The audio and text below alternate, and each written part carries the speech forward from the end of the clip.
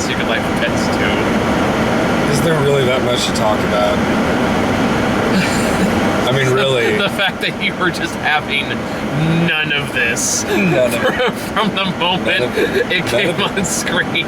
It feels like a lot of stuff that was written by people who have no idea what comedy is or how it works or how to write. Like, I don't know if the first movie was like this. The first movie was better. Oh, God. The first movie actually had like a semblance of a plot and a point. Yeah, this one just felt like it had arbitrary plots. Like the movie has like 3 or 4 things going on. Yeah, it has 3 plots that have almost nothing to do with each other until like the last act. Almost nothing. Like, and really the only reason they tied into the end is just so they had an excuse to do it in the first place. And all have like 3 wildly different morals to them. They don't interconnect in any way, shape, or form. And the morals they do teach are kind of iffy by today's standards, to put it lightly. There's clearly somebody who was working on this film who was like... By the way, it's hot as balls right now, so you're the air conditioning. I apologize in advance. Yeah, there's clearly somebody who was just like, hey, city folk are pussies. Let's have the anxious dog go to a farm where he learns how to not be such a little bitch. Yeah. Because he's a dog. It's also misogynist, and it feels like feels like it fits, even though it's not actually misogynist. It's just like parents who are worried about their kids need to stop worrying about their kids and being afraid of everything. And people who go to therapy are only there because of fucking made up shit in their head. And if they just fucking knuckled up and went out and did the shit they were scared of, they would get over it. Even though in this movie, that literally entails the main character almost dying. Multiple times.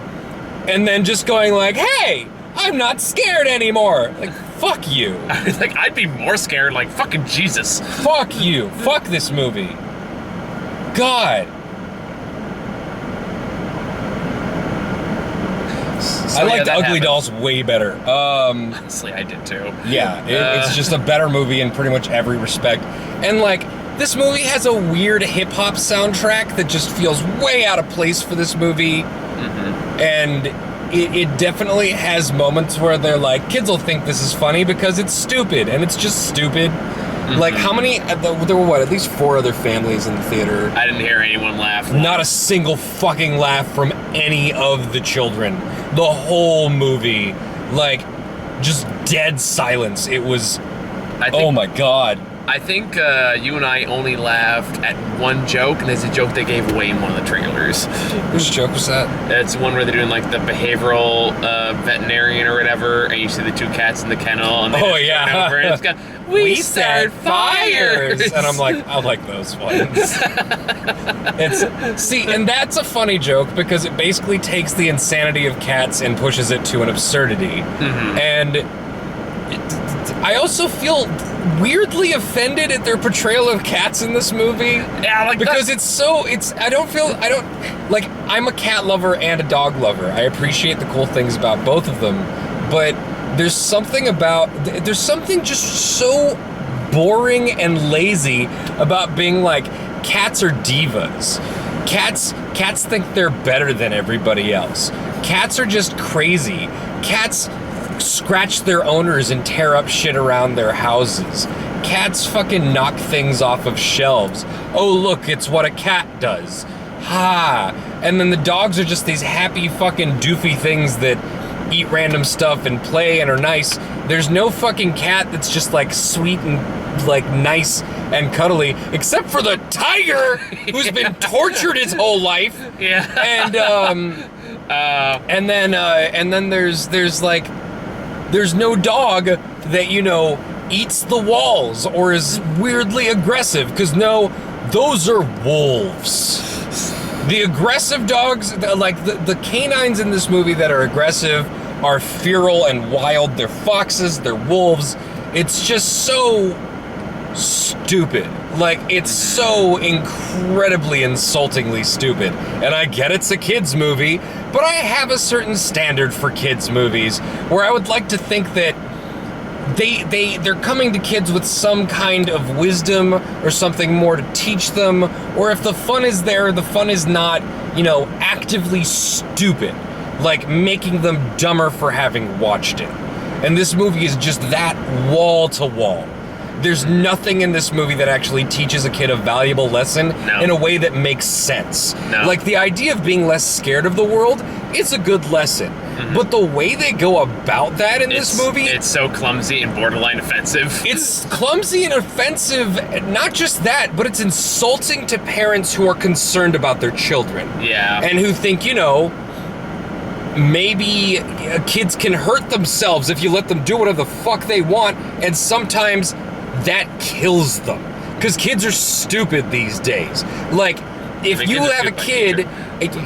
Yeah, but they have access to dumber shit, and they have things out there that are encouraging them to do dumb shit, like all these stupid challenges on YouTube. Like, there's challenges that are like, oh, it's gonna make this kid uncomfortable, and then there are the challenges that are like the boiling water challenge, where you pour boiling water on yourself, where you could, yes, it's a real thing. I'd believe it. No, there was a tripod challenge for a while. And there's like all these fucking things where kids can legitimately hurt themselves if parents don't pay attention to what the fuck is going on with them. And it's not some fucking, like, oh, they're being so overprotective and shit. Like, maybe if you were living in the goddamn 50s where we didn't have all this crazy shit being freely accessible to them, and you actually had some control over, raising your kids, because there's a certain level that you can, raise your kids to be aware and not do dumb shit, but at some point they're gonna go do some dumb shit, and hopefully you've raised them well enough to have the wherewithal to not do fatally stupid shit. But if you just let them run free and learn for themselves, they're probably gonna get seriously injured in a way that's not, a lesson, in a way that might actually fucking permanently damage them or physically scar them. Like, it's so condescending and stupid in a way that, like, a parent going to this movie is not teaching this lesson to the kids. It's talking down to the parents and doing it in a way that's unnuanced and stupid, to the level where, like, it's someone making a dumb argument at you like you're the stupid one, and you can't talk back because it's a fucking movie and you're stuck there with your kids, so you're gonna let this movie preach to your kid. Like, and the other lesson to that is crazy old cat ladies. Cats are crazy feral. Cats are weird. Cats are prissy. Threats of murder are funny, as long as you're doing it to your friends. But when creepy circus witch man doesn't, tries to... Also, weirdly gay-coded. Like, why does he have to be all, like... Why does he have to have a big fluffy fur coat and, like, a witch's hat? Like... I don't know if I got the gay code out of that. That one I got more was... mildly gay-coded, in the sense that he's wearing a fur coat that is clearly, like, fancy. I interpreted that as that used to be one of his other wolves. Oh, God. I didn't even catch that. But he's wearing a fur coat that looks like a Cruella de Vil style coat. It looks like, it looks like a women's coat.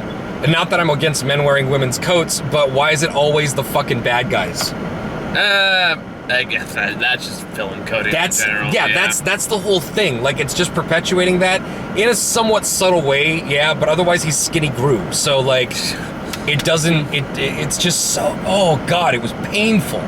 It was so fucking, oh. And then there's the dog that loses the ball and goes and tries to figure out how to get back from the cats. And the cats are, like, stupid and simple, so she pretends to be a cat by putting on cat ears and a sock on her tail and acting like a bitch. And all of a sudden, like, yeah, now she's a cat. Great. And, what was the other plot? The rabbit goes to the circus to help the wolves. And, not help the wolves, to help the tiger. And then the circus guy comes after them. It all comes together in the end where the little dog learned not to be scared, so he faces down the wolves and helps save the tiger. And they call on the cats from the crazy old cat lady because the little poofy dog is now leader of the cats, and she leads them and their old lady to go and save the tiger from the train, and of course the tiger on the train is the other main plot. So yeah, it all ties together, I guess. Okay, piggybacking off all of that, just to give you a bit of a break there. Do you have any thoughts? I would say, like, in this case where I've seen the first movie, and I said, like, I didn't even think the first movie was, like, great by any means, but it was better than this, mostly because, again, it had actually, like, structure and plot and an actual point that made sense and worked in the movie. That first one was about, like, accepting change, because, like, that one was all about how the Duke, the big dog, like, joined the family and yada, yada, yada. You can see it coming from a long way. But that one actually had, like, character and plot and point. It wasn't great, but it was like, okay, it's acceptable and fine for what it is. This one has none of that. Like, the points it does have, as you just pointed out, are incredibly condescending and just awful all around. And it's just three meandering plot threads that go nowhere and add nothing. And you're just sitting there like, what's the fucking point of all of this? And then you hear what the point is, like, oh, the point's fucking awful. So what's the point of wasting, like, not even an hour and a half of my time? It feels fucking longer than it is. Yeah, no, this movie's only an hour and 26 minutes, and it feels like 3 fucking hours long. Because there's so much nothing in this fucking movie. Yeah. Where you're just like, what is the goddamn point of this? So many points of the movie were just excuses to do, like, gag visuals that they thought would be, like, some kind of Looney Tunes cartoonish funny thing. But it's not, because, again, there's no point. Yeah, no, they don't know, they don't understand how to do their own comedy, and everything falls flat. Everything falls flat. And again, it's because, like, they don't understand why Looney Tunes works as, like, a physical comedy thing. Is because it looks like it actually fucking hurts, and there's actually, like, damage and shit. But in this case, like, these characters are practically invulnerable from beginning to end. Even, like, somebody do get hurt, they're fine the very next second. So, like, okay. I feel like inconsistent physics is a weird nitpick to have. But it's true for a lot of, like, movies that try to use slapstick comedy to do that. Yeah, but they have this weird thing where, like, all of their comedy, almost all of their comedy is centered around, oh, look, the dog's doing something that a dog would do. Hey, they did this in Up, where a dog, like, translates things that a dog would do into actual words. That's funny, right? Except that was charming. Because there was a charm to Up. There was an actual aspect to the writing of the dog in Up, which made you feel endeared and empathetic. Like, there's none of that here. It's just like, oh, cats do this. They do it in the movie. That's funny. Kids are stupid. They'll think it's funny. But it was too stupid even for the fucking kids. Yeah. No, I agree. And I hear the thing, too, is like, oddly enough, one of the highlights of the first one was the Kevin Hart character, because he was actually playing a character. It was, like, really sociopathic, and it was kind of fun to watch that way. But this one is just Kevin Hart just making sounds again, which is like, it's his lazy go-to, and I fucking hate it. Yeah. Whereas, this like, was just a check for so many fucking people. Oh, yeah. Patton Oswalt, this was a check. Harrison Ford, this is definitely a fucking check. It's really... You can tell when a movie has such a huge ensemble cast that they were just able to be like, here, come sit in a booth for a day and talk into a microphone, and you'll get $1 million or some shit. Like, and they're like, yeah, sure, I'll get paid. Shit, if I was offered $100,000 just to go sit in a booth for a day, like, I'd go do it. Yeah. I don't know how much money some of these fucking people have, but it's a decent paycheck for very little work, and most of them are clearly phoning it in. Yeah. And I never believed Patton Oswalt as the main character, and I don't know how much that has to do with the script or how little he cared about the project or just the animation studio being shitty. But you know, you'll definitely get a lot more out of watching him play Ratatouille. Like, it feels like he's the character. It feels like the voice is coming out of the character, and the character is that voice. Whereas here, it just feels like Patton Oswalt talking out of a dog, and the dog barely has a personality outside of being anxious. And then, like, the movie so meanders and so just goes all over the goddamn place from beginning to end that when it does, like, the here's the moral of the story speech at the very end, it's like, well, okay, what the fuck, where did that come from? Because it's supposed to be, I guess the whole thing is like, it's supposed to be about the dog and the kid this whole time. The kid's not even in the second half of the movie. Pretty much. It's... whatever. Don't see it. Don't take your kids to see it. It's stupid. It's a waste of your money. It's a waste of your time. Keep them at home and show them something good. Like, really, you don't have to take your kids to the theater and spend $50 fucking dollars. If you're gonna buy them snacks, it'll be like 60 or 70. Like, don't spend that money. Buy them something good. Watch something good. Take them somewhere good. Don't fucking watch this movie. There's so many better places you can put your time and money than taking your kids to this fucking movie. Don't do it. Okay, yeah. You okay, man? No! Okay. I think we're done. Okay, yeah, Yeah. I think so too.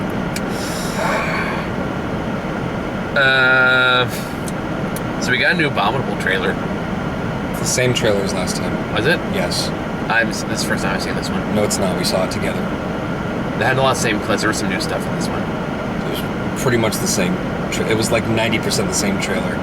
If there was anything different, it was the same trailer. Fair enough. Have you talked about yesterday yet?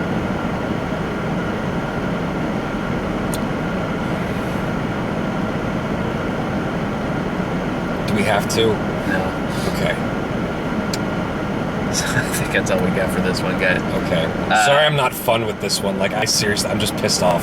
I get it. Man. Like, this is not a fun review. This sucked. This is a 2 out of 10. Damn. Like, just, it fails on every level. It's a 2 out of 10 to me. And, like, I feel like that's kind of harsh, because that's basically what I give Infinity War.